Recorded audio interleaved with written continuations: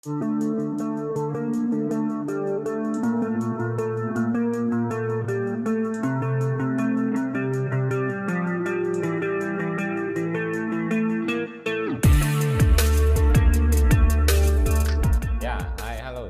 warahmatullahi wabarakatuh. Berjumpa lagi dengan saya Budi Prasetyo di ruang praktek listrik, tempat belajar listrik online.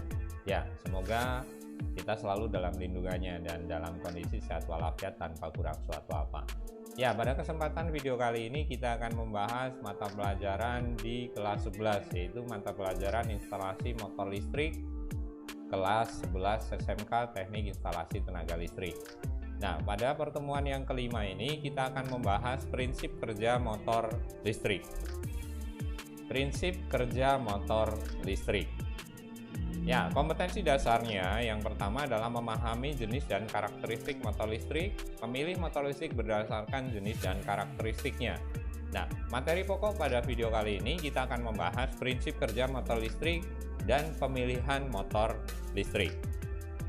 Oke, sebelum kita lanjutkan, terima kasih kepada teman-teman yang sudah menekan subscribe dan tombol loncengnya. Bagi yang belum, ini adalah saatnya bagi teman-teman untuk menekan tombol subscribe dan notifikasi atau loncengnya untuk bisa update video-video dari ruang praktek listrik, tempat belajar listrik online yang membahas tentang teori praktek di ketenaga listrikan. Ya, prinsip kerja motor listrik.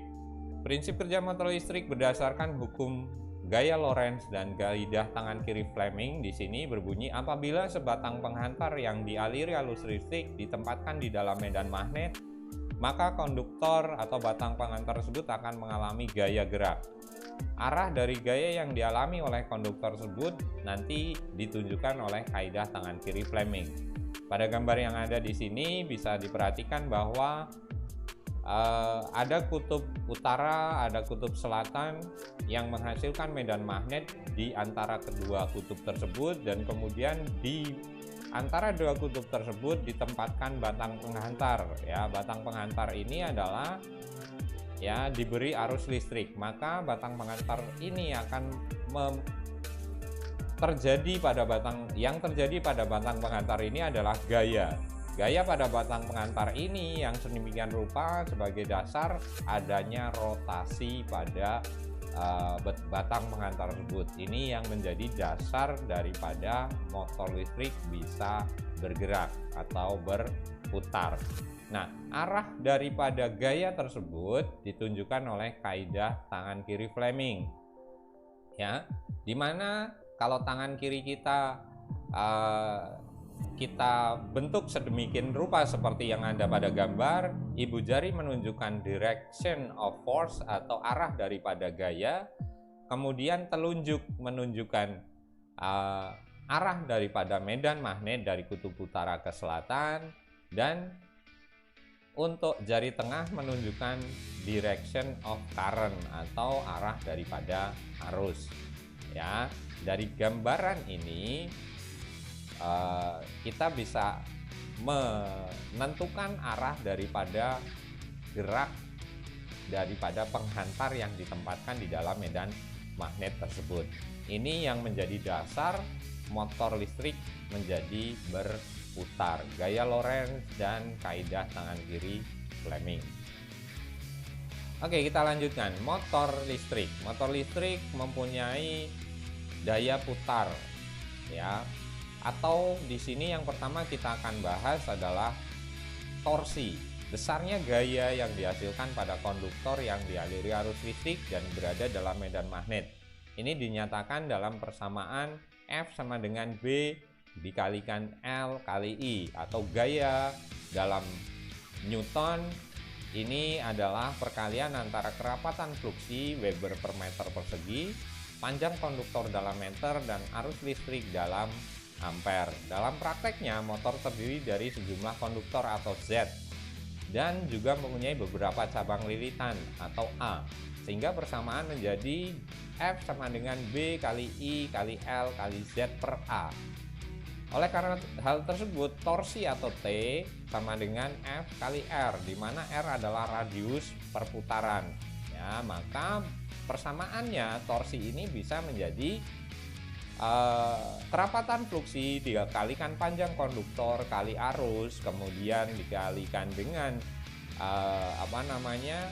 jumlah konduktornya dikalikan dengan jumlah cabang lilitan dan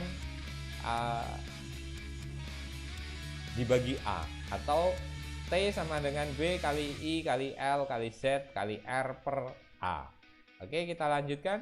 Nah, selanjutnya oleh karena satu keliling putaran adalah 2 PR dan induksi magnet yang dihasilkan oleh setiap kutub, maka persamaan dapat dinyatakan menjadi seperti yang bisa kita lihat bersama-sama ya. T sama dengan P kali fluksi kali I kali Z per 2A dalam Newton meter ya. Nah, oleh karena pada sebuah motor nilai-nilai P, Z ya dan A itu konstan, maka torsi sama dengan C fluksi kali I kali Nm ya. Dari persamaan tersebut, oleh karena nilai fluksi sama dengan I kali N, maka dinyatakan bahwa torsi berbanding lurus dengan kuat arus dan jumlah konduktor. Nah, kita akan lihat contohnya. Ada motor 4 kutub 30 lilitan dengan jumlah kawat tiap lilitannya adalah 20. Jika fluksi per kutub 0,02 Weber dan arus yang mengalir 19 ampere, maka hitunglah torsi yang dihasilkan. Kita dapat menghitungnya dengan yang pertama adalah T sama dengan P. Jumlah kutubnya adalah 4. Kemudian fluksinya ya per kutubnya adalah 0,02 kali ya arusnya atau I-nya 19 kali, kemudian Z-nya adalah 30 lilit, kemudian 20 per lilit ya jumlah kawatnya, dan dibagi 2 kali A-nya adalah luasnya 3,14 kali 4, jadi ketemunya adalah 36,3 Newton meter. Ini torsinya untuk motor 4 kutub dengan 30 lilitan, kemudian tiap lilitan ada 20 kawat, fluksinya 0,02 Weber dan arus yang mengalir 19 ampere. Ini torsinya adalah 36,3 Newton meter. Oke, kemudian yang selanjutnya gaya gerak listrik atau GG lawan. Apabila rotor dari motor listrik berputar, maka pada saat itu prinsip generator berlaku, sehingga pada rotor akan dibangkitkan gaya gerak listrik yang arahnya menentang gaya GGL ya. Nah, hal tersebut ya, gaya gerak listrik atau GG lawan yang besarnya dapat dinyatakan EB sama dengan P fluksi kali N kali Z dibagi A kali 60. GG lawan ini membatasi arus rotor agar tidak menjadi sangat besar. Dari persamaan tersebut, nilai P, Z, A, dan 60 pada motor merupakan nilai yang tetap atau konstan, sehingga diperoleh EB sama dengan C kali N kali flux atau N sama dengan EB per C kali fluksi. Oke, kemudian daya output motor. Daya output motor yang diperlukan untuk menghasilkan torsi putaran adalah sebagai berikut. Daya atau P sama dengan omega kali T, di mana omega ini adalah 2pi kali frekuensi 2πf, di mana keterangan F adalah putaran per detik atau N di sini adalah putaran per menit ya. P sama dengan omega T sama dengan 2πf T atau P 2pi kali N kali T per 60. Oke, kita lanjutkan. Tapi sebelum kita lanjutkan, terima kasih pada teman-teman yang sudah subscribe dan menekan tombol notifikasinya. Yang belum, silahkan untuk saatnya untuk menekan tombol subscribe dan notifikasinya, karena banyak video-video dari Ruang Praktek Listrik yang akan kami update ke depannya terkait teori dan praktek instalasi listrik. Ya, yang selanjutnya adalah pemilihan motor listrik. Cara yang dapat dilakukan adalah yang pertama, membaca identitas yang tertulis pada plat nama atau nameplate motor. Selanjutnya, hitunglah kesesuaian dayanya, kesesuaian momen putarnya, kesesuaian putaran motor, kesesuaian sistem transmisi mekaniknya.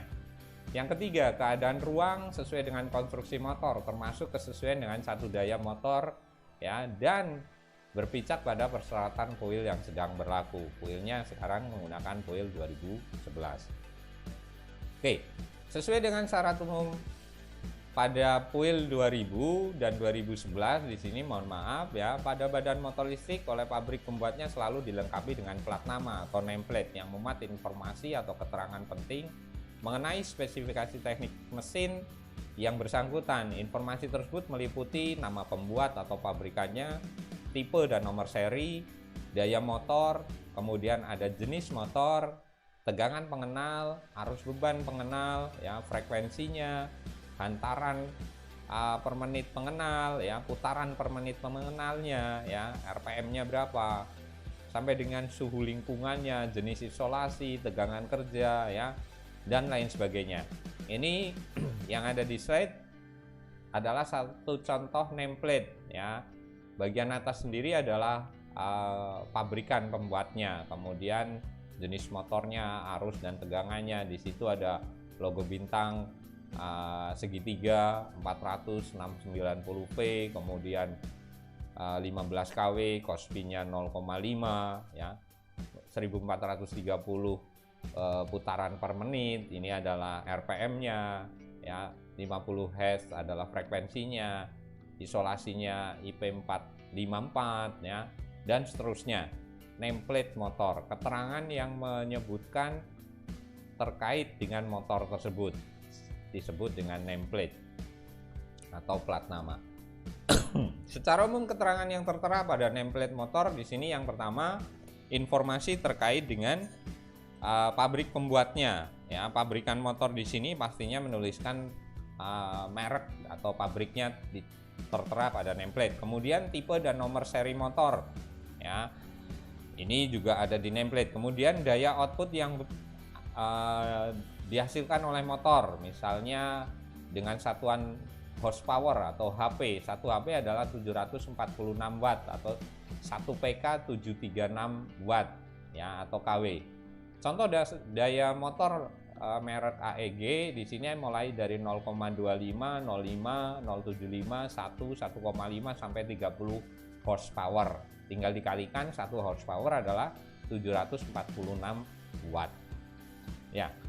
Kemudian yang selanjutnya, daya motor ini juga perlu kita pertimbangkan, motor ini mau digunakan untuk apa? Untuk misalnya gerakan lurus, N sesuai dengan rumus yang ada di sana, NPV/75